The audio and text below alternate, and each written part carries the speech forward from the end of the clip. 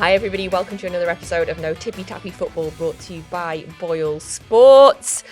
Hiya Sam. Hello Natalie.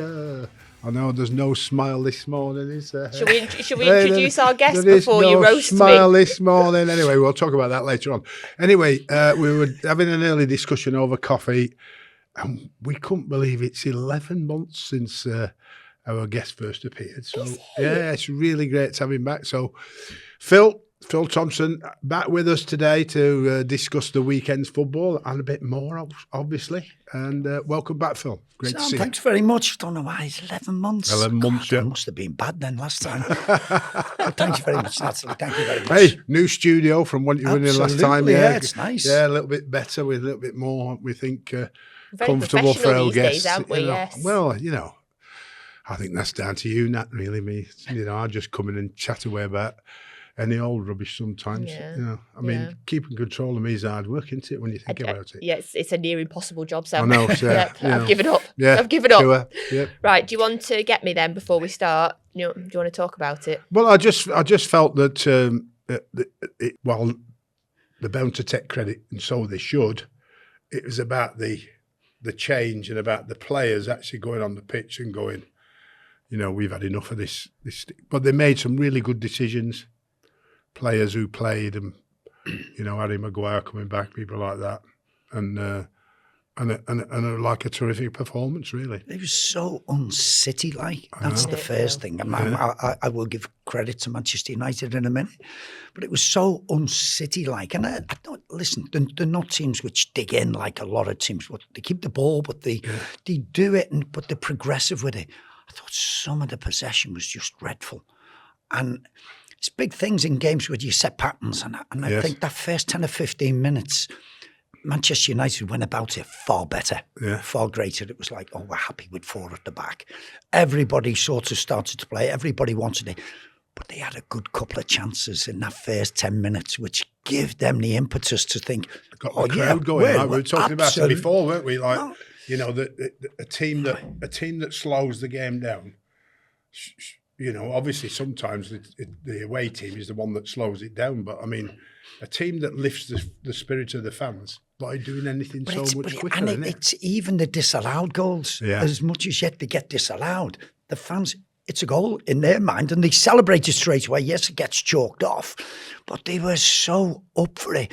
And it's a great performance. And everybody, boy, Michael Carrick's a genius. They've got to do it again. And that's the problem, because Manchester United, and we'll probably come on to Liverpool, those lesser teams, when the players are not motivated as much for those games. And the big games, that's when they'll see. And Maguire and Shaw and people like that love to defend the edge of the box because they don't want to run back. No, they don't. But when they get more of the ball and they've got to play higher up, that's when they'll get found out. When not, a lot of the players are not up for it as much. And I know everybody go, well, they should be up for it, the Manchester United. But that's where the problem lies. But there were some good decisions made by the pair of them. Steve Holland, isn't it? Steve, Paul? We'll call him Paul for today. Mr. Holland. He's got a great reputation with his time at Chelsea and with England. So I think he's got a good coach alongside him who can, you know, pick up where they've left off. But I mean, the challenge is particularly easy now, isn't it? Because they're saying to the players, you gave us that, that's the standard. We won't accept anything less than that now. Do you often think when they do this, and obviously managers get the sack, and like Ruben Amorim will be going, should I have changed from 3 to 4, as everybody said? Now, I always think managers should adapt. Oh, absolutely. And some of them get so set in their ways. Yeah. But I'm always looking and thinking, the manager who's just left will be looking and going, where's that come from? Where's you and you? Where's that game come from? It wasn't there. That intensity wasn't there under me. So besides the tactical, just your motivation and being so fired up and doing the things which should come natural. I think some managers go, wow, you really let me down, but nobody will really think of that.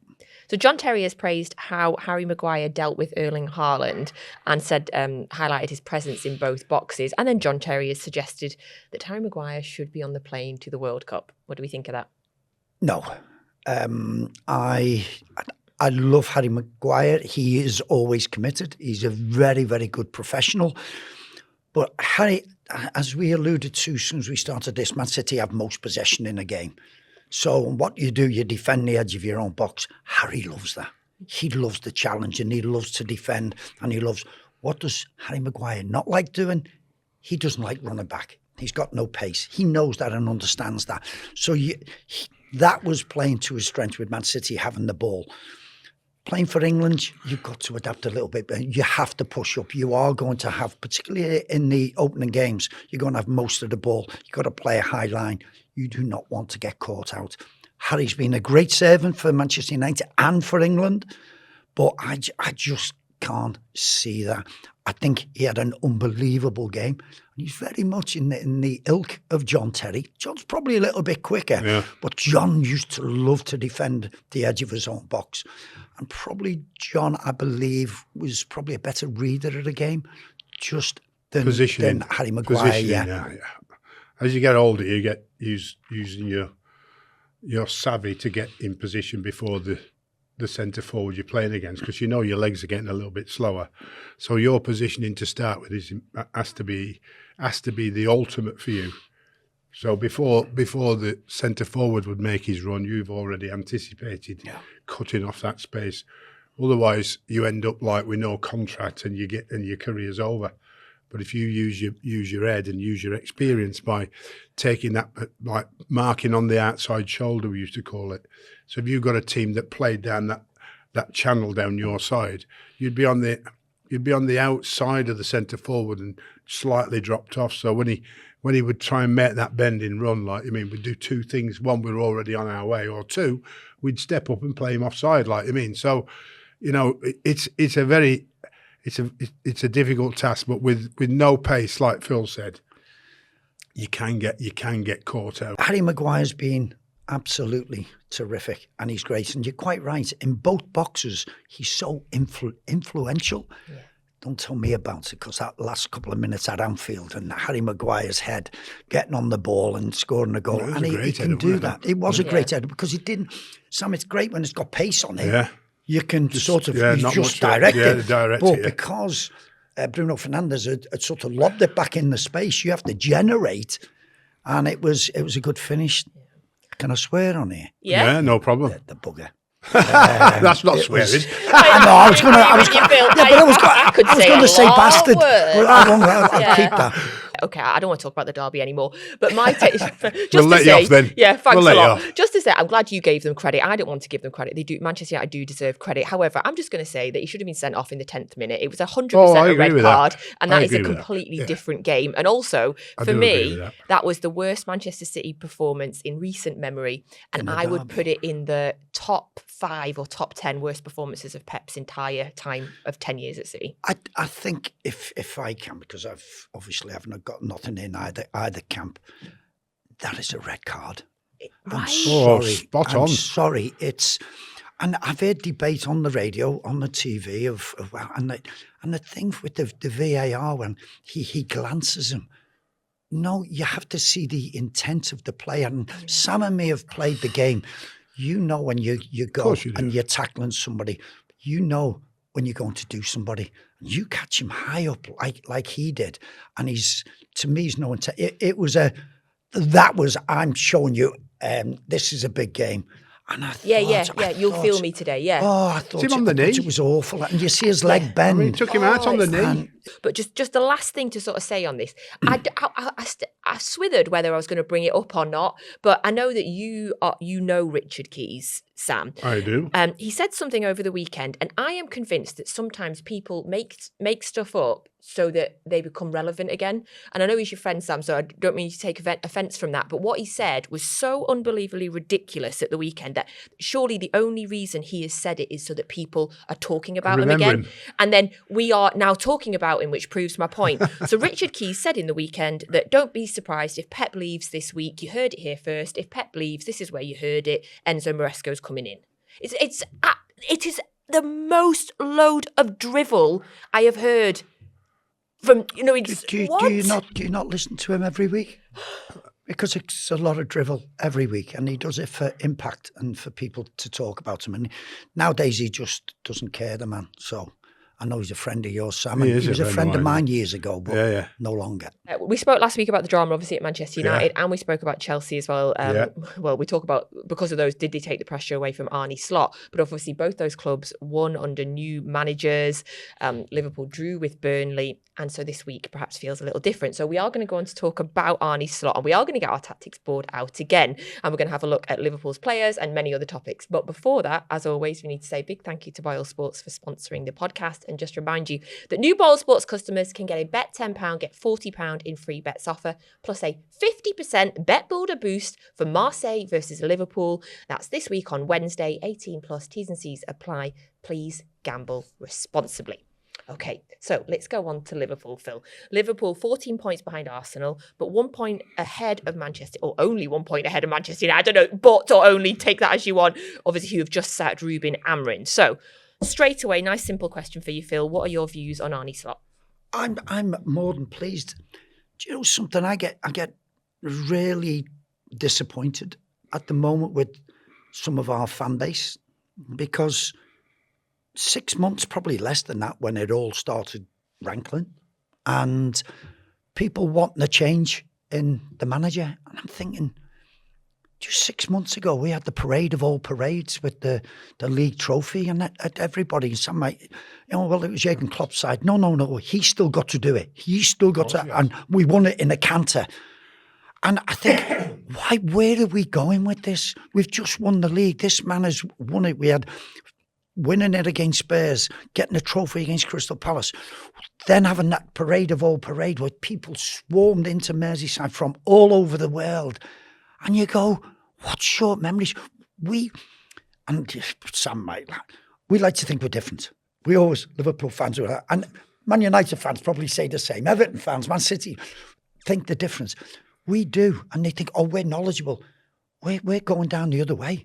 We're going down the other way with this. We're going and I take Manchester United for this, of their struggles for many years. And why? Because they've changed and changed managers all the time. And that brings about change of players all the time. Change of tactics. What happens? You get a cycle, you get a spiral out of control. I don't want to go back to that. We've been there, and we've had too many Manchester United fans laughing at my football club. And now we can do the same for them, how bad it is there. I don't want that. And I think it's far too soon to be questioning the manager and the team when it was a settled team that he had from Jurgen Klopp. But then we had so many players and top players, and we had the Diogo Jota and his brother dying. The young men, how did they have to deal with that after it? All these things putting together just doesn't make it right. And we remember Diogo after 20 minutes with each game. We have number 20 in his car park, his locker space is still, there's a reminder so much. And I just think people, not back off, people pay a lot of money to go and watch football these days, but I think it's not us. It's not what we do right. Come on, guys. Give the fella a bit of slack. Come the end of the season, we say, you can still win it. Bob Paisley didn't win a thing in his first year, and people going, he's not like Bill Shankly, he's got to leave, whatever. And he won 6 league titles. And in 9 years, but you can say that was in 8 years because he won nothing in the first 6 league titles, 3 European Cups. Big thing is, one of the great messages in sport, be careful what you wish for. 100%, yes. And that is it. Sorry about my rant, Natalie. I loved it, Phil. That is me, and I'm thinking, and I'm listening to people. I heard of people on the phone in on TalkSport, and this is after we played so well against Arsenal, and he was going on, it's boring, it's horrible. It's not been good. And I can't sit here and say, there's not a problem. I get it, they want more excitement. But we are getting better. And I always said we would be better in the second half. And he went, if that Arne Slot is listening to me now, get out of my club. And we've just had a great result against Arsenal. I was going, where are we going? This is not us. This is not what I want to hear. And you might sound, there we go, the Scousers again. But I've seen too many football clubs, your Chelsea, your Manchester United, doing these things, and it's hard to get out of it. And Sam will know, when you're changing managers and changing players all the time, it's hard for you to function in the correct manner. When one manager's following a legendary manager, it's extremely difficult for the next manager or two man. So Arne Slot coming in, buying one player and winning the league is remarkable, absolutely remarkable, based on the facts and on the history of what we've seen over the years. The influence of the previous manager dies off eventually. So was that, or is this the influence of Arne Slot now, of what he really, or how he really wants to try and play? Because it isn't up and at him like Klopp is. Jurgen was, beat the chest, punched the air, that was him, and that's what whose players are. Arne Slot's more calm and calculated. So are we seeing that slower build-up approach, and are we seeing that? So it's moved away from so in between the up and at him and Arne Slot about how he managed it last year, which I thought was absolutely magnificent. His substitutions, his reading of the position, reading of the game, and people who are running out of contract having to play to their very best to get a new one. It's amazing how well they play in the last year of the contract, isn't it? Yeah, well, it's as you say, with Mo and with Virgil, it was, they were influential, such influential players. But you look, and it has been a little bit slower. And these players, strange thing is all the players that they spent all the money on all struggled, besides Ekatike, who's hit the ground running. But you're looking just at the moment, Wirtz is coming onto form. What a footballer he's going to be, by the way, Sam. He's one of those excitable ones. Yeah. But Kerkez, who's took such a long time, is now looking at, he was fantastic the other night. And then you had Jeremy Frimpong, who started to come. Obviously Isak breaking his leg is not a good thing for him. Yeah. But as a team, you can see it coming together. And it was some of the other players who let us down. But against Burnley, it's 32 shots allegedly. Absolutely! It was the hammering. Most. It was the most by, and people go, Burnley deserved it. No, they didn't. They got away. We had 11 shots on target, so it was more excitement that the fans wanted.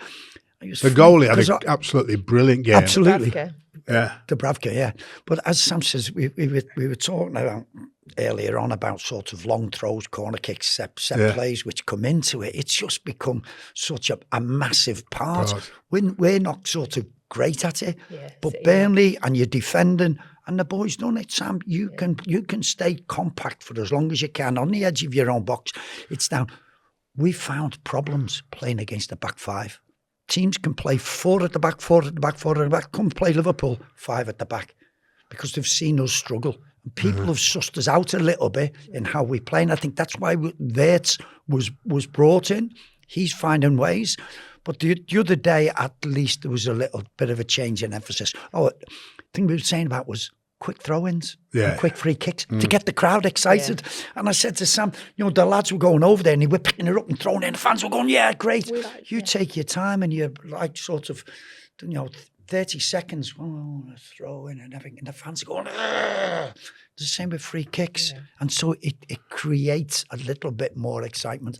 Later on, I'm going to actually get you to both rank Liverpool's summer signings out of 10. So we're going to do that. We're going to bring tactics. How many was there in the end? It's a good job it wasn't about Don't go there yet. It's a good job you didn't say about 4 weeks ago. I know, 6 or 7, I think. Hold on, Sam, there is 1, 2, 5. So we're going to do that in a bit. Right. I loved your passionate rant a minute ago, Phil, because of how passionate it was. And I completely agree with you on patience. We talk about this, obviously, with Sam on the podcast all the time about having patience with managers and giving them a chance. Are you worried by the fact, because we've seen it at Manchester United, we've had Nicky Butt on the show. There's a lot of Manchester United legends that started to speak out against the club. Are you worried when people like Steven Gerrard are voicing concerns? Does that worry you? Voicing concerns about the manager? About the manager? Yeah. Has he been doing that, has he? Apparently. Is it? Well, I haven't heard that. You literally shocked me. I would be surprised if he's quite open like that. I think you have to look at it. Sam's been involved. I've been involved. You have to sort of give them a little bit of slack, and you have to have an understanding of what they have to deal with. You can't. It's not just black and white. It's the games. You win, you lose. We battered Manchester United. Harry Maguire's goal. We should have won that game, but people go, it was Man United. We lost 2-1. We were rubbish. Yeah. We were hopeless. Yeah, that's all that that matters, is not the case. Result, yeah. You have to have a look when you're involved in the game of how they've gone. Arne Slot knows that it's not been great. I've listened to him. He's probably one of the most... Yeah, he's calm about it. Yeah, he's very good. But he's been quite open of that. Honest, we haven't sort of created enough anywhere near it, and he knows that's on his shoulders. So... I just think, and trying to explain about sort of managers who come in, you're seeing the fruits of Mikel Arteta. After 18 months, they wanted another change. They wanted to get him out. The board stood firm and they believed in what he was trying to do. They got bad eggs out of their football club at Arsenal. That is another thing which managers have to see, Aubameyang and Ozil and people like that. And then you can settle down. And Arsenal brought good sorts into it. Besides good players, we brought good sorts.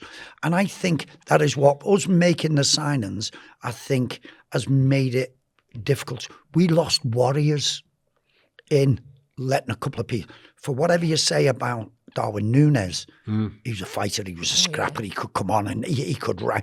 Diogo Jota was the same. Yeah. He'd put his arms into centre backs, and he would put a tackle into centre backs. And Luis Diaz, who's ripping it up at Bayern Munich, he was a street fighter like Suarez. He's still in the Champions League. Absolutely, knockout competitions. I still feel like Liverpool on their day can beat anybody in a knockout competition. The biggest thing, PSG last year just about made it through to the last 16 and kicked on from there. And they were one of the best team. Well, they were the best team in Europe to go on and win it. So, as I say, we have to be careful what we wish for. I don't want to go down that road. Do you think, though, can he survive? Can Arne Slot survive if he does? Hold on, if he doesn't win the FA Cup or the Champions League, if he wins nothing at the end of the I think if we continue to see listen, if we were sitting fourth in the league in his first year in a Champions League spot and doing what. People would have been delighted with him after Jurgen. But we won the league. So now it's making him easy to be. We've got a massive target on our backs now. So it's all very tough. I would like to not doing anything, no knee-jerk reactions until the end of the season. Because as you just said, there's still sort of 2 trophies there to go for. Obviously, the Premier League now is beyond us. You see how difficult it is. This Premier, just by the weekend's results. Oh, unbelievable. What happened with Arsenal? What happened with Aston Villa? What happened with Manchester City? Yeah. But then with Liverpool.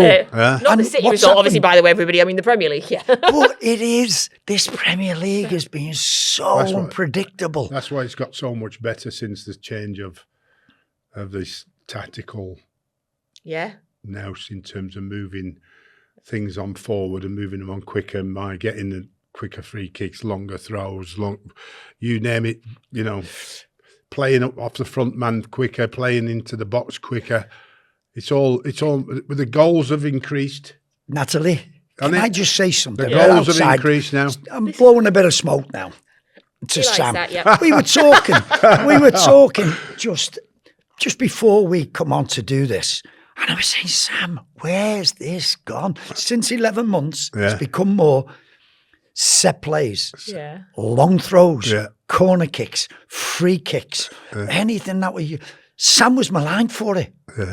Rory Delap at Stoke, long throws, old school, it's not good enough and everything.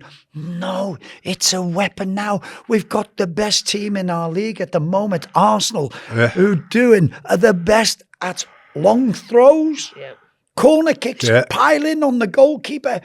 Hey, Nolan standing in front of the goalkeeper, making a nuisance of himself, backing in, fouling, by the way. Kevin Nolan, fouling, but getting away with it. Arsenal do it. They foul all the time. And I'm thinking, I would be on, walking down that, I'd be like that, said, watch the fouling goalkeepers. I would be on to referees if I was a manager or an assistant manager. I would be making them aware. But when was the last time you saw a referee give a foul against the goalie when they block him off? I can't believe it's changed. I can't believe they've allowed the rules. I mean, the mayhem over the weekend on the goals that were scored. I think it was the last minute West Ham for 2-1 against Tottenham. And I'm going, there's about 4 free kicks in there. And there's not even if, like you said, if it was outside the box, if it was it would be free kick. You know, and they're just and the pulling and the tugging, they're like, and the referee's just going, oh, play on. But to go back to it, this was innovative to what Sam was doing, and it wasn't. It was looking for that 1% and 2% margins to stay in the Premier League with Bolton, and he was maligned for it. It was very old school. It's not that way. And now we've gone full circle. Yeah, we're calling for it. If we're not doing it now, as fans, Absolutely. we're like, where's our long throws? Throw in coach. You haven't heard the likes, throw in coach. Talked about as if it's new, isn't it? I know. There we go. You mentioned a minute ago, Phil, about not doing anything knee-jerk. And I feel like I've heard more Liverpool fans being a bit more knee-jerk over the last couple of weeks since absolutely. Xavi Alonso got sacked at Real Madrid. Because obviously Xavi Alonso, the connection to Liverpool is really highly thought of as a manager as well. So if something happened with Arne Slot this summer, do you think I've heard fans on TalkSport this morning saying we need to kick Xavi Alonso now before somebody else does? Again, I think it's knee-jerk because of Xavi Alonso, what he was. Listen, what he done at Leverkusen to go through a whole brilliant. season, absolutely brilliant, and not lose a game until that Europa League final was just that was absolutely astonishing. That doesn't happen easy. Maybe the Bundesliga is not as strong as what the Premier League is, and there's about 3 top teams there. But for what he did for the first time ever to go and win the Bundesliga was truly amazing. Mm-hmm. He's gone in at Real Madrid with player power. And maybe as a young coach, because he still looks like he could play. Yeah. He still looks and you go, wow. And he's been ousted there. Yes, he's got potential. I do not think, again, it's knee-jerk. You bring a Xavi Alonso here, then the recruitment team's all, who does Xavi Alonso? Here's players that we've looked at. We're changing again. And I think it's this thing, be careful what you wish for in it. Yes, Xavi Alonso's great. Let's just leave it. And I know people are going like, well, what's up? Everybody wanted Steven Gerrard going back sort of 12 months, 18 months. Yeah. That's all changed now. And now it's on to Xavi Alonso. Jurgen Klopp, he could be going to Real Madrid. Let's get Jurgen Klopp back in. I don't know, this fascination about football, wanting ex-players to be managers. Yeah. I just don't know. I never quite. I understand it, but there's no logic. Yeah, but there's no logic to say he's good enough to do it. Yeah, because a great player doesn't mean great manager. It doesn't, far from it. Very few of them are. But like, I understand the connection. I get that. But like, the people who are out there that's more qualified for the job than him. Now, he has done unbelievable in Germany, and then he goes to Real Madrid. The difference, I'll tell you the difference, right? In Germany, he was in control, and he had the players, and he coached them, right? You don't need to coach the Real Madrid players, you manage them. Yeah. And that's the difference between Carlo Ancelotti. Carlo Ancelotti manages them. Yeah. He doesn't go around telling them how to play. He does in the right way. But he manages their ego. If you're stopping a training session against them, like and saying, you have to be certain about what you're doing, because they're going, why are you telling me about this? Like, I'm whoever I am, because they're the big stars. So everybody I've talked to, he's probably more successful than Pep. Probably the most successful manager in the world at the minute, Carlo Ancelotti. And he does on the basis of man management and less coaching, where we're all obsessed with coaching and less management. And if you go into a football club, you've got to assess what the size of the football club is and who you're dealing with. And so whatever your ideas were at the previous club are fine, but you have to modify those ideas to make that club successful. So you have to change. And if you don't change and adapt, and that's why Amaran's failed. I was just thinking that as you were going through that. You mean, I never managed the same way, Nat, at any club I was at. And I've been to every goddamn club in the world almost, and all 4 divisions, you know what I mean? I've had, from Limerick all the way through the divisions. To Stringfellows. You know what I mean? Yeah. Profits went up when I managed them. But I think, in terms of the former players, Sam, it's because as a football fan, we're quite basic. We want you as the managers and you as the players to love the club the way that we love the club. I mean, and I can't lie, the idea of Vincent Kompany managing City one day makes me very excited, just because he loves the club. When it comes to connection as well, although he obviously didn't play for the club, when Jurgen Klopp went to Liverpool, it felt like his connection was immediate with the fans.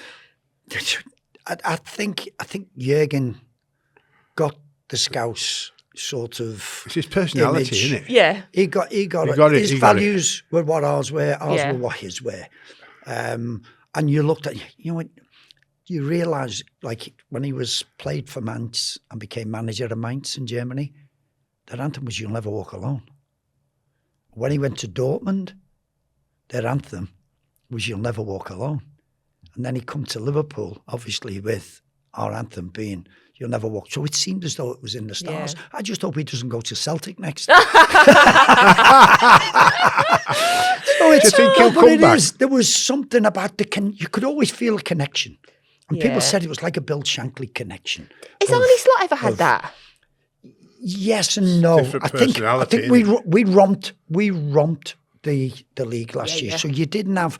There's only once that I've seen him lose his rag on a slot, and that was against Everton in the derby with all what went on at the end of the game. That was the only time. He keeps calm, and I think Sam says, the players and the way we play is in his image. Reflection of him, yeah. And, I get that. So we've not seen that, but he's nice, cool and calm, and I get it. He was a good choice for us after Jurgen. It wasn't a heavy metal, but it was a nice, calm, composed, and he brought about that. So we're all not the same, but the big one word is adapt as a manager. I think you have to. And I think Ruben Amorim, probably now, we've had other managers, Daniel Farke, at least when he was at Norwich. No, I don't care. They come up and he was, I'm going to play my way. And he went down in a whimper and he lost his job. And there's times when you have to adapt because not every club is the same. The players are all different. And I don't think Ruben Amorim ever got sort of the players, certainly. He might have sort of liked Manchester, but it didn't seem a good connection. And he was never going to change from a 3 at the back.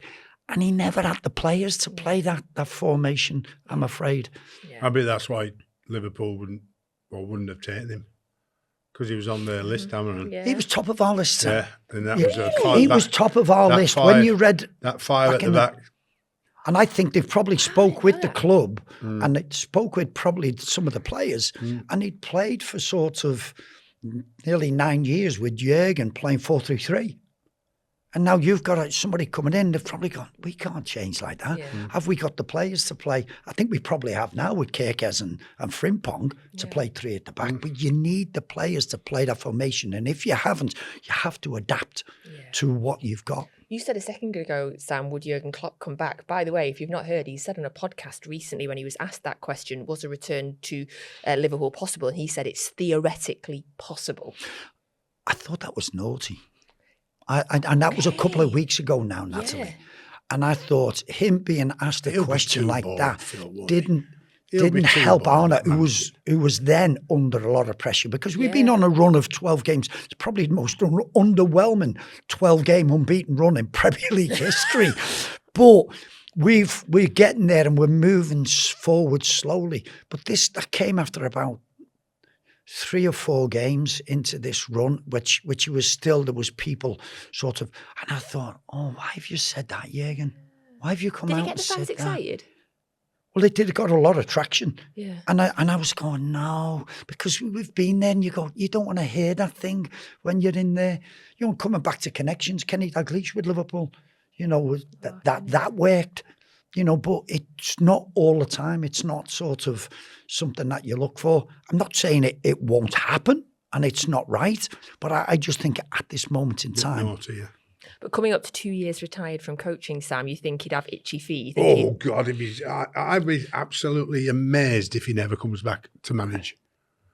I'll be absolutely amazed. I thought you were talking about Sam. Oh, I yeah. thought you were talking about Sam. No, 2 years. I thought it was longer than that, Sam. So I don't think he can leave it alone. I'll be, you know, I'm a bad judge of character if he does. But I just think there's so much he loved about it. And obviously, he'd had a long run and obviously felt that he needed a break. But now he's had the break and, you know, he's done all his adverts, hasn't he? Like, I mean... oh, don't you be knocking I love an advert around here. Don't you start. Not as good as mine, though, I think. Love an advert. Oh, yeah. Both of yous are on I holiday. know, yeah. So I think that I think he'll come back at some stage, and I hope it's the Premier League if he does come back. Yeah. Yeah. You know, I hope it is. Right, we're going to talk more Liverpool shortly. We're coming up because we're going to bring the board out and we're going to rank the players and we're going to get you picking your Liverpool starting 11, Phil. But just obviously just a quick sidestep because it is January. It is the transfer window. We're going to probably talk about this every week until the end of January. So it has not been announced yet, but it looks like Marc Guehi is set to join Manchester City. It may, by the time this comes out, it might have been announced, but you know, it's been all over the internet all weekend. Allegedly, it's going to be £20 million. Seems like an absolute and utter... Hugo Viana, the Manchester City sporting director, is my favourite person in the world right now. He likely would have gone to Liverpool in the summer. Apparently, the medical was done, everything was agreed. He'd done the photo shoots, and then and he would have been a guaranteed starter, probably, Phil.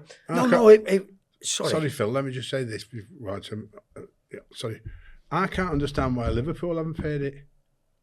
When they were going to pay that much before, was it 50 million? No, we're playing 35. 35. No, what's wrong with 35? And you need him now. In my opinion, Liverpool need him now more than ever. Yeah, I think it was the price at now and the salary at now, and we wanted to do it in the summer. Yeah, and obviously whatever's gone on, there's not much we've got wrong because we spent a lot of money. And we spent a lot of money on some of the best players in this country and abroad. And you were like that. But the Marc Guehi one was one that I thought, and like Sam, we're not in the game, but we like to think we have a bit of an idea how we deal. And I thought the Marc Guehi thing, after that last day, it was obviously he'd done his medical and he had the shirt on and done the...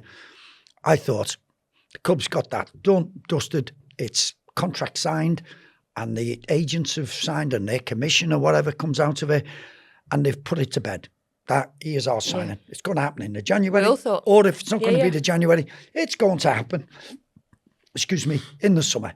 But he's going to be our player because the deal's done. Because all the talk on Sky and on TalkSport and everything, I was thinking, this deal's done for Liverpool, he's going to come.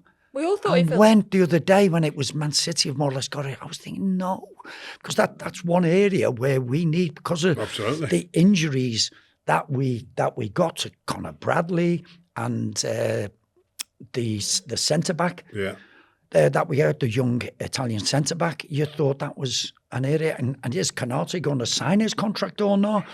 Which is another issue. So he's out of contact, Canate. Canate in the summer. Right. So that was one where you thought, so for us to lose him, I felt a little bit, not a little bit, very disappointed. I can't believe it because I'm the same as you, Phil. We are big fans of Marc Guehi in this podcast. Sam in particular has been raving about him for years. One of the best in the league, without a doubt. I thought he was a Liverpool. I never thought for one second I thought he was a Liverpool player. And then when Josko Vardiol got that awful injury, and then Ruben Diaz got the injury, and I thought, oh my goodness, we need to buy a centre back in the window.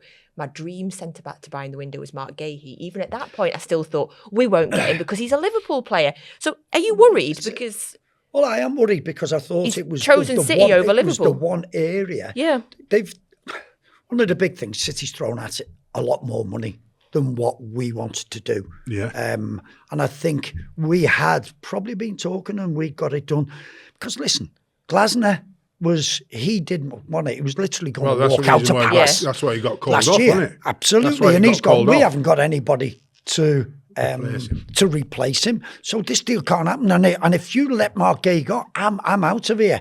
So it didn't get done. Now, I'm amazed, the same thing, and we've heard all the things about Oliver Glasner in the last couple of days, and I'm still thinking, because they could have won a European trophy with Marc Guehi. They're making it more difficult for themselves, losing the players what they've left, and possibly Mateta going. And I've gone, why have you allowed that to happen now in this sort of January transfer window? 20 million. What was the difference to the summer? Yeah. Well, the And loss of the manager was more important not to let him go.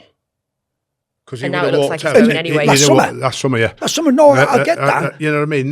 Now. But at the same thing, Sam, they're having are they having a wobble in the league? Which they've gone, let's do the deal. Let's take 20 million. Well, let me tell you another factor is financial fair play. Financial fair play will not allow Crystal Palace to be successful because they have to sell and do the budget shit that we all have to do to avoid getting points knocked off. Get some money. So all your big clubs are never going to be challenged by the smaller clubs, even though they're doing pretty well this year. Because when financial fair play comes around, you're forced to sell a player whether you want to or not. And I know that's normally been the norm, but the norm has been about whether the price is so high we can't turn it down. It's not the fact anymore that we get to a stage now when the financial lads are looking at and putting pressure on the owners and putting pressure on the manager to say, you've got to find this 60 million or this 40 million. So why didn't he do the deal last summer for 35 million? He only had 1 year. To stop Glasner walking out. And now it looks like Glasner's leaving but anyway. That's what I'm saying. No, that's from... I mean, you can imagine the shit he would have got from the fans if he'd allowed that happen. Steve Parish, I really, really enjoyed working with him. I thought he was excellent when lots of other managers I've talked to didn't find him as good as I did, like you mean. But they live within the means, and it's harder to live within your means now because of financial fair play than ever before. So he finds them and he sells them. You know what I mean? No. Now they're talking about who else is going to go. So what's happening with the players going has always happened at Crystal Palace. It's never not happened. But if Wright and Bright, way back to Wright and Bright, you know what I mean? If they were thinking that, why didn't they do the deal? They'd still have been all right. They were FA Cup winners, Community Shield winners. They had to find a new manager at that stage. He wouldn't have walked out. He wouldn't have walked out at that point, Sam. No. And he was sort of backing himself. By the sound of it, what I listened to on Talk Sport this morning, I don't know how true this is. He's done this to the last two clubs he were at, apparently. Yeah, Wolfsburg and Frankfurt. Yeah. He's done exactly the same as what he's doing now at Crystal Palace. So he's got a bit of an ego, hasn't he? Yeah. Like I mean, so...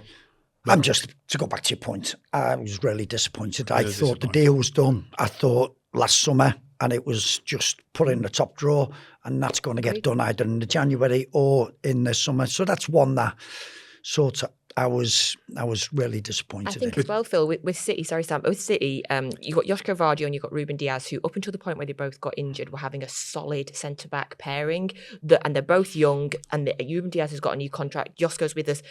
They could have been the partnership for years and years and years and years. So for me, it feels like Marc Guehi coming into City, he's going to play every game now until the end of the season, but come the summer, he's going to battle for a position. I feel like if he went to Liverpool, he's in the first team. He's in every team. He'll be in the first team at City. Them going for Marc Guehi maybe is telling you something outside of it. The injuries to the boys are maybe not as simple as what you think. Do you think that Liverpool will go in this window now then?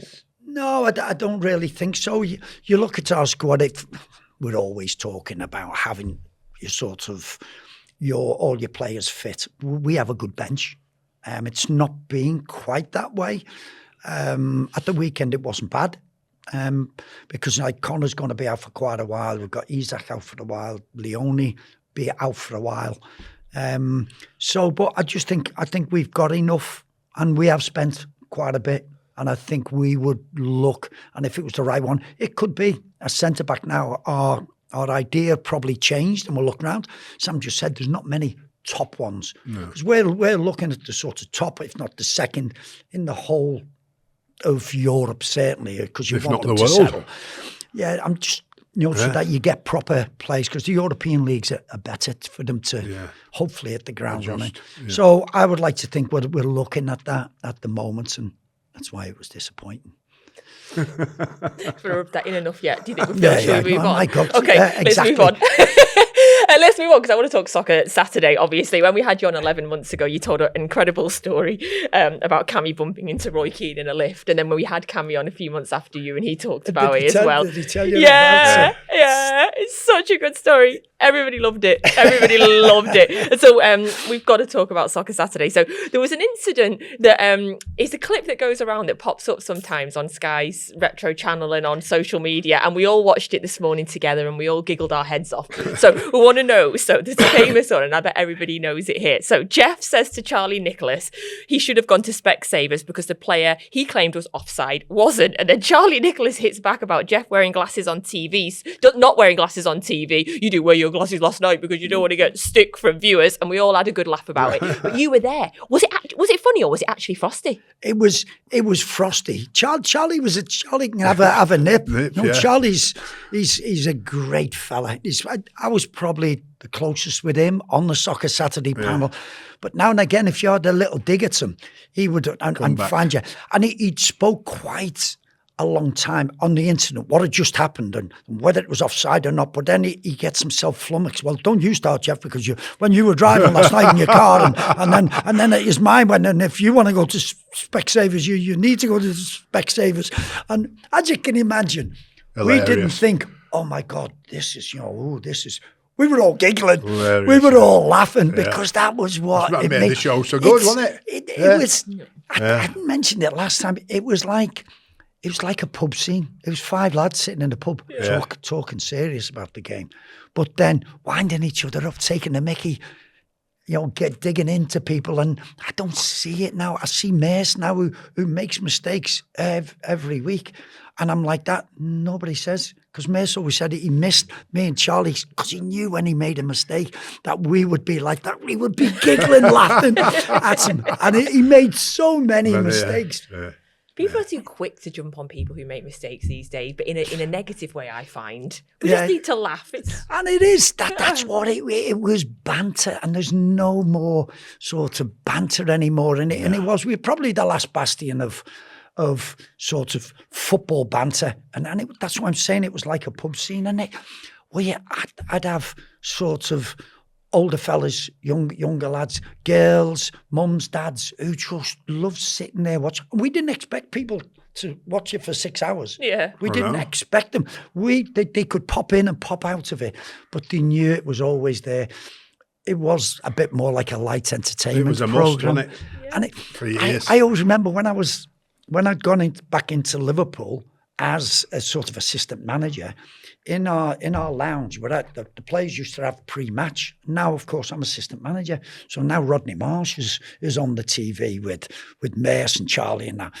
And Carragher would be like that, having his pre-match meal, couldn't get it. And he'd run over and he'd jump over the couch and he'd be like that. Soccer Saturday was on and he was like that, watching it. He loved it. He absolutely loved it. We got him on one time when he finished and he came on it, and it was a lot of players' ideal thing to do at the end of the career was appear on Soccer Saturday. I used to go on live from the game. Oh, he used to love it with Jeff, because him and Jeff used to have, and it wasn't always nice. Really? Talk about taking the ump. No, you didn't. I'd go on live like me. Yeah. I used to get it all monitored, what these boys were saying, like I mean. Oh, it was funny because we got Sir Alex on one time. We were all like that. We got Sir Alex live before a game. Yeah. And we were all, oh my God, this is, so we see Sir Alex in the monitor, and Jeff's going, Sir Alex, we'll be with you in a minute. We've got to go into a break. And you can see His face Alex going he's already. getting angrier. And it's like that. And you've got the sprinklers on going on behind him, and you can see him going like that. So when it comes on, it's Alex, it's really lovely, because it was quite a big thing to get him home prior to a game, but some of the managers had to do it.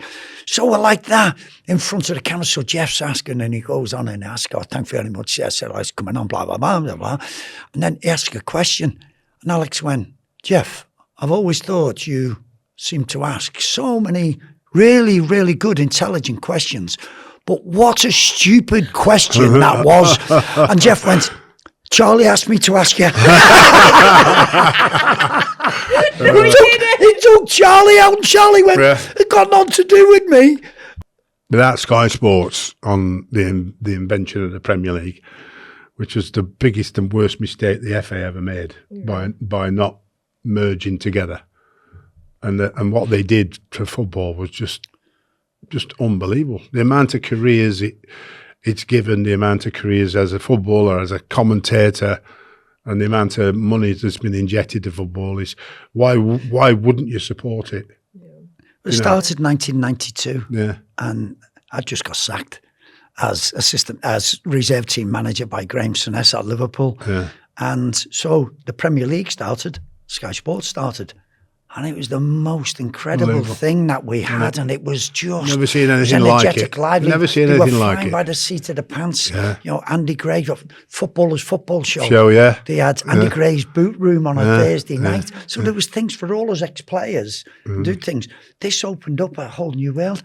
I was doing live games back because they didn't have many pundits. So I was doing live games with George. I was doing it with George Best. I was like that. I was like, I was doing the games with George. And then the great 3-3 game at Anfield, me and George are in the studio with Richard Keys. And we're there, but it was like Andy Gray and Richard Keys, and then whoever they could pick up. And it was the most wonderful thing. But like the first SoccerSaturday, which started about 94, 95, was Rodney, Frank McClintock. George Best and Phil Thompson. And that was our panel. And it was, imagine me, I was the younger one then. Imagine sitting next to George on that panel. I don't remember George Best doing. Oh, no, he did, George, Just, do you know what? It was great. We were doing a show because George was one of them. We used to have a substitute waiting just in case George didn't turn up, because the car would pick him up at the pub at like 10:30 in the morning and bring him in. But this day, because we were on air and everything, I don't know where George had been, probably the Friday night. But we're in there and we're chatting away and everything. George was there, and we were all sitting there in the offices before, and then we all go down to have our makeup. Yes, we do have makeup. And as we'd all go down there, we were all sort of sitting there. So, and you had sort of Soccer AM, and that was always on. Remember when they went in the car park? And everything. So we're all there. So we're all having the makeup on, and we're all watching Soccer AM on the television. So now it's about sort of 11:45. And then as you're watching Soccer AM, who walks across the screen? George. George left the studios. He just walked out and was gone. He'd had enough. He's obviously had a heavy night the night before, and he just walked. But we're watching him walk out like that, and our producer Condo's going, "Where's George gone? Where's George gone?" So we had to pull somebody in from Soccer AM or something like that. Oh man! Honestly, it was not just, I mean, everything they did for. I mean, it's more challenging for them now than ever before, isn't it? Apparently, the decline of their revenue is dipping all the time, sadly. But they are without them, we wouldn't have had as good a time as we had, would we? Really? They've been promoted to the wilder world through, the satellite. Well, you light up when you talk about it, Phil. You really do. No, it was 22 years, and it was. I saw you had a reunion in December in London as well. Yeah. If you got the call in a dream place, would you go back? Would you do it again? Where to SoccerSaturday? Or are you done? Is it done? I think it's done. It's. Everything has a life, doesn't it? Life, and that's it. And at times, because the way it was maybe time for, I was the oldest of that gang, but if you want, I thought it was a big mistake getting rid of 3 of a 5-man team at that particular. Imagine getting rid of a sort of 3 of a back 5 in a football team. It wouldn't be so good. But to do one-off programs or something like that, just because it was, and obviously people are saying. When did Matt Le Tissier come on? Matt, he was on for a long time. Matt came on. He was on and off for a while because Matt never ever wore a tie. We were all wearing ties. Yeah, that's right. You had to, didn't you? It's Matt's signature thing. Yeah. But Matt was, when I came back after sort of leaving, so that was sort of, what was it, 2004? Okay. So Matt was coming in. Even Mace was coming on then. Yeah. So Mace was. It was good fun. I think there was a charisma between us all, which I don't even think Sky could realise that it would work so well. Is that we all sort of had a different thing about us, and it was great. And of course, we had Jeff. He won't be listening to this, but he's the best presenter besides you, Natalie. Thanks. The best presenter by a million miles. He was just brilliant. How he did it. All these stats and things coming into his ears all the time, and then listening to us and having a crack with us. Yeah. And do you know what he said one day? It was freezing in our studio one day. Like we are now. Yeah. No, this is, now, see that polar bear walking past over there. And that's what Jeff said. He says, see that polar bear over there at the moment. And it was just off the cuff things which made it funny, which made it sort of attractive. It's lovely to see you light up talking about it. Right, we're going to do a quick change. It's time to bring in our tactics board. Okay, so podcasters, we have brought the tactics board in, but don't worry because I don't really know why we brought the tactics board in. I think it's just because it looks nice, Sam. But we're going to look at it in terms of how Phil would play his ideal current Liverpool starting 11. But before we do that, first of all, I want to get your ratings, Phil and Sam, out of 10 on Liverpool's summer signing. So Liverpool spent £446 million in the summer. And I know you lot are obsessed with net spend, Phil, so I'll tell you it was £235 million net spend for Liverpool in the summer. That's excellent. Okay. Of the players that we've seen, how would you rank them out of 10? And I'm going to start with £125 million Alexander Isak. Seems unfair given the fact, obviously, that he's injured, but you got a few games. It's totally unfair because he was injured when he arrived. He's not in, he's had an unfortunate sort of break of the leg. I'll give him probably a 6 at this moment in time, but I think that is generally harsh. I think everybody would think that.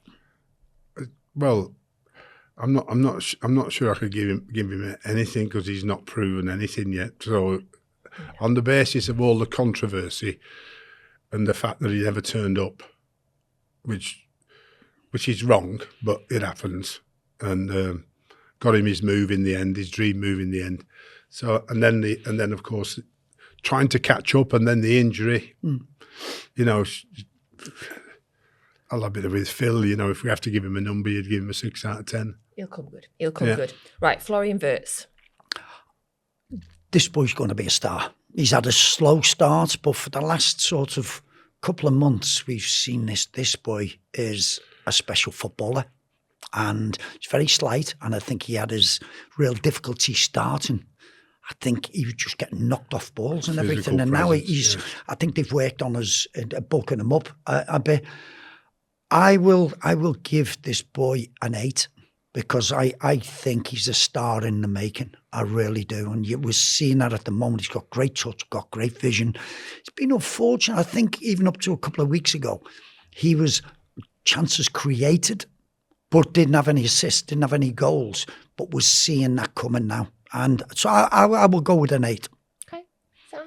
I'd probably be a 7 on the fact that there's more to come, so give him that to show it. I think that everybody forgets when new players come from abroad, not everyone's going to hit the ground running. And when they've been as slight as he is,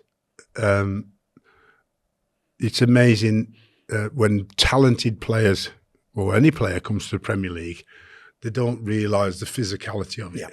Yeah. They say they're all right, they've come from a great club, they're a great player, paid a lot of money for him. But none of those countries in Europe or everywhere in the world can replicate the physical presence of the Premier League. Hugo Ekitike. Oh, he's the best. I would think. probably go with a 9. 9? Honestly, and he's a little bit different than Alexander Isak, where Alex likes to play on the line and play on the shoulder and uses pace and very much doing it. But this boy, from what we've seen, all the games, and he's the only one that I would say hit the ground running.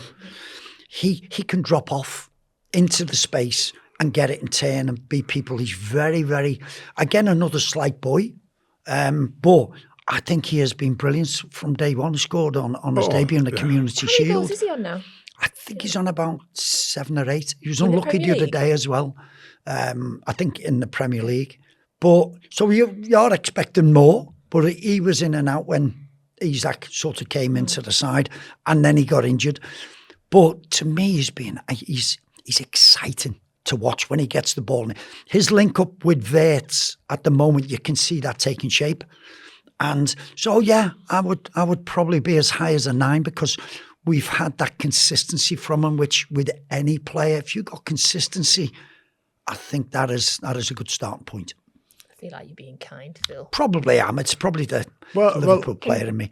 Well, he's the best of the new bunch, isn't he? Mm-hmm. So I can see a 9 because he's produced more from day one since he arrived at the club than any of the other. Was it 5 or 6? 5 or 6, yeah. 6. So he is caught the eye. Yeah. And can only get better really. So what do you give him? I'll give him an 8. Okay, and then we're going into defence. So Milos Kerkez. Do you know what? It's took a long time for him to get going.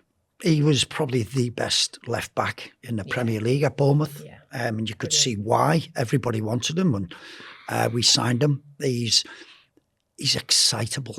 And I don't mean excitable for the fans. I mean in himself. It's, what am I doing at this football club? Everything's 100 mile an hour. Is it too big for him? People. No, he's coming into it. And this is what I'm trying to say. It's took him a while because he's tried too hard to please, where he's going rattling into challenges. And as defenders, you get there and you jockey people and you do things. He's flying into challenges, whatever. He's had a difficult start, but in this last month, I've seen, maybe 6 weeks, you've seen a different player. He was absolutely top class against Burnley. I'm not saying that makes it, but because of the slow start, I'd probably give him a 7 at the moment. But he again has got great ability. Sam? Should never played as much as he has. Should never played as much as he has with Robinson there. And when he was having a bad time, I thought it was just because they'd paid that money for him, and this is what you get. Like, I've got to play him scenario. Yeah, I get that. You know what I mean? I would not want to stay at Liverpool on the basis of what he's done and what the. I'm not saying that he's going to be better and more and fill that space even better than Robinson in the end, maybe. But certainly between the start of the season and now, hasn't deserved to play as much as Robinson's in play. He was flipping the two of them. You just didn't know who, because they were on an equal. Because Kerkez, because he is far quicker than Andy. That's one thing. But Andy's got more experience. Andy's, again, another one of them who's of good sort. You know what you're going to get. Maybe he's not got the pace anymore, which has been but on sort of quality, that's why he was flipping one game to another, because he wasn't really sure which was his best left back. But you've seen that's what I'm trying to say. In Kerkez, you've seen him coming, and he's been coming good. What score are you giving Kerkez? Only a 6 for me. Okay. And the last one, Jeremy Frimpong. Again, another one. He's injured for so long. Had a great start, obviously scoring. Maybe didn't mean it against Palace in the Community Shield. But he's the quickest defender or fullback that you can see in the Premier League. He is like lightning. But we haven't had long enough to see it. But in these last games, now he's fully fit. Sam will know. You come back from injury, it takes you a while now in the Premier League. You don't have reserve team games to get yourself fit. You don't play in the under-21s. You're breathing out your backside after 10 minutes, exactly, aren't you? You are, honest to God. Honestly, your heart's pounding, everything about sweating, it. going. And for you not to get any games and then you be out for absolute months and then you come back, it takes you a while.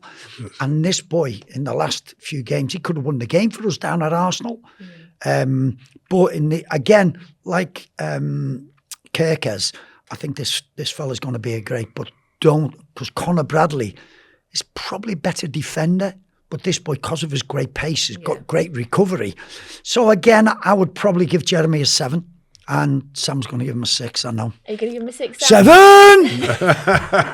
I'm doing a Len Goodman and give him a 7, yeah. Lovely, thank you. Right, so that was the signings. I want to look now at your current 11, who you would pick, Phil, of the available players. So that means no Conor Bradley, no Isak, no Leone, the centre-back who was injured, but it does include Salah because he is back from AFCON now. So this is why we got the board out. We've put it into your 4-3-3. Yep, I've got it. Okay, so you'd have Alisson in goal. Ali in goal, without a doubt. And at this moment, because Conor Bradley's injured, I would go for Jeremy Frimpong. So you have Frimpong over Gomez, Jones, and Szoboszlai can play there. Frimpong, Canate, who's had a difficult season. Yeah, he has, hasn't he? Virgil van Dijk, Kirkes. That would be my team at the over moment. Robertson. Yes, because you want to kill my World Cup dreams. No, because he's quicker than Robbo. My older midfield play. That's why I changed that. Yeah. Because we had it the other way around. The holder midfield plays Gravenberch, who I think has been had a really, really good season. Yeah. I would go with a toss-up between McAllister and Jones, but because of McAllister's better sort of experience, World Cup winner, blah, blah, blah. Alexis McAllister. Finisher, is he not a better goal scorer? Yeah, but we've not seen. He's had a difficult season, Sam. Yeah, he's had a difficult season. But I would go with McAllister and Dominic Szoboszlai, who has been our best player, besides making a mistake against Barnsley and missing a penalty. We already talked about that. Yeah. Oh my goodness. So Dominic is playing there, and I'll cut him slack because he's been our best player. Up front, I would go for Wirtz on the left-hand side. That is where he actually played for Leverkusen. But him coming inside, that's where he likes to operate in between the lines. That's why he was bought, to open up all these defences. Ekitike as the centre forward. And last but not least, I would go for Mo Salah. Because I think coming back and all the problems that we had at the club and everything, the last game before he went, he looked happy. He looked as though he got things off his chest. Everybody's done all the apologies, haven't they? And all everybody's done all that, Sam. I felt he'd gone like that and he'd got it off his chest. I think he will be better in the second half of the season. So that would be my starting lineup. So coming back from AFCON for Mo Salah, you think the future looks bright for him? Yes. I don't think he'll play against Marseille. I don't know whether he will be back today or tomorrow. Marseille's on Wednesday. But next weekend against Bournemouth will be the one. He might not even play in that, but I'm looking sort of for the rest of the season. He might not sort of, because the AFCON, it's not high on our priority list, but it still takes it out to you. You're still training more intensity all the time because you represent your country. I think then he would be in consideration for the Bournemouth game next week. For next season, is there any areas that you would like to see improvement? The big one is, and we've been there with Marc Guehi, that is one for me. The centre-half position needs to be... You've still got Gomez as backup, and is that about it? Joe's another one with injuries. Yeah. He takes 5 or 6 games to get back up to speed, and he has had a lot of injuries. Yeah. So when you can't rely, you need your centre-backs to play nearly every game. Yeah. And if they are, and they're on form... everybody else can have an off day and you will get a proper result. Right, my last question for you both today for today's episode is finally, who will be the manager at their current club the longest? Will it be Arne Slot or Michael Carrick? Or Pep Guardiola? He's not going to be there after Wednesday, is he? Oh yeah, you're right, Phil. You heard it here first. When you hear it, remember us. Michael Carrick? Yeah. A long way to go. There is, and To it secure the is. job. It's such a hard one, and I would say that for Michael, it's a great opportunity to showcase his coaching abilities, his man managerial, because there is a difference, and Sam alluded to that before. Arne Slot, I hope we all give him time, not just the ownership, but the fans. Give him a little bit till the end of the season and get off his back a little bit, because we're all better off for it. Sam, agreed? Absolutely, I agree. Lovely.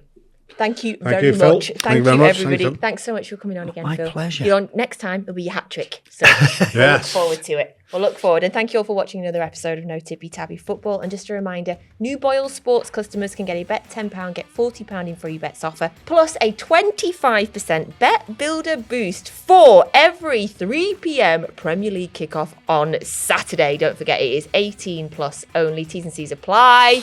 And please gamble responsibly.